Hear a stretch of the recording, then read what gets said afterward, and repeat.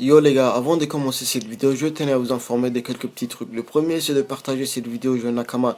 C'est vraiment très important pour la chaîne, ça prend que quelques secondes. Tu peux la partager sur Facebook, Twitter ou bien même sur Pornhub, je m'en bats les couilles frère. Et deuxièmement, c'est celle qui est la plus importante, c'est de laisser un commentaire très sale sur Spadam. Ah voilà, ce personnage, je le déteste frère. Donc on va reprendre les commentaires sales sur un personnage. Parce que voilà, j'ai plus de temps maintenant pour faire de mes montages et tout. Donc voilà, vu que je suis en vacances. Bref voilà les gars, l'intro s'il vous plaît.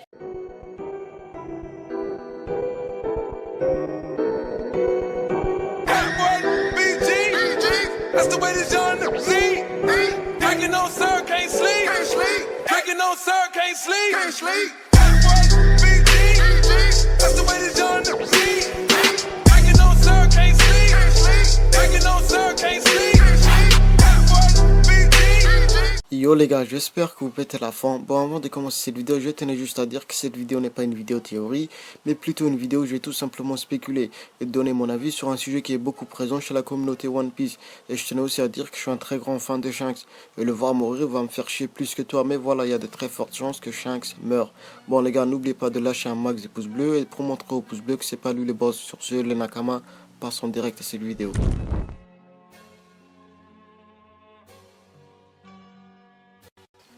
Bon déjà, avant de se demander comment Shanks va mourir, on se doit de se demander pourquoi elle va mourir et quel impact sa mort aura dans le monde de One Piece.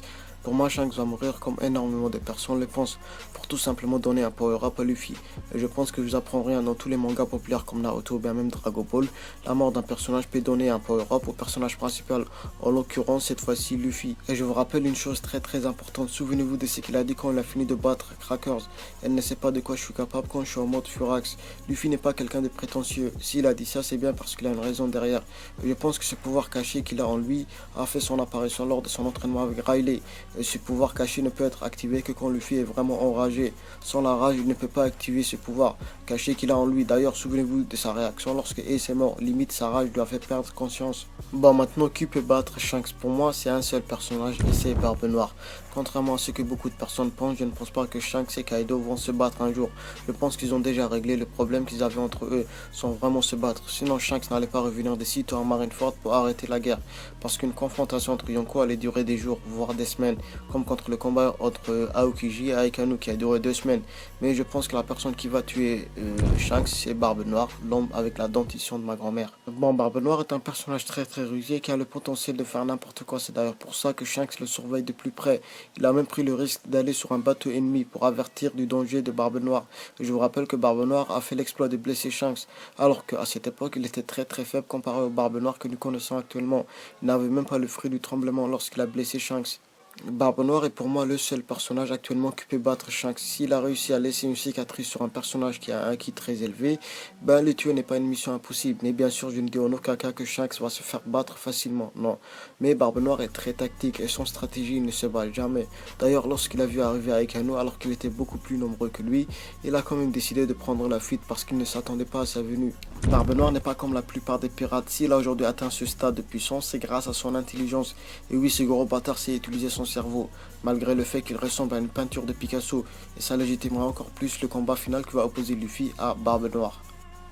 À l'heure actuelle, Luffy est faible comparé au Yonko. Je ne pense même pas qu'il peut battre le second à Yonko, comme par exemple Katakuri, qui est un personnage très puissant, tellement puissant qu'ils sont acquis de l'observation, lui donnant la force de voir dans le futur pendant quelques secondes, chose qui est monstrueuse. Donc pour battre des monstres pareils, faut que Luffy ait un power-up. Et le combat contre Crackers nous a bien montré que certes Luffy a beaucoup progressé durant le time skip, mais il doit encore plus s'entraîner. Il a eu beaucoup de mal à battre Crackers, qui est beaucoup moins fort que Katakuri. Alors imaginez Big Mom, si l'acquis de l'observation de Katakuri peut le laisser voir dans le futur, alors qu'en est-il de Big Mom? Quel stade a-t-elle atteint? C'est là que tu vois que Luffy est encore faible. Alors, sans un power-up, ben il ne va pas battre Yonko, c'est vraiment tout simple. Bref les gars, cette vidéo touche à sa fin, j'espère qu'elle t'a plu. Si c'est le cas, n'oublie pas de laisser un pouce bleu et de venir t'abonner à ma chaîne. Et surtout, n'oublie pas de laisser un commentaire très sale contre Spadam. Sur ce, Nakama, ciao.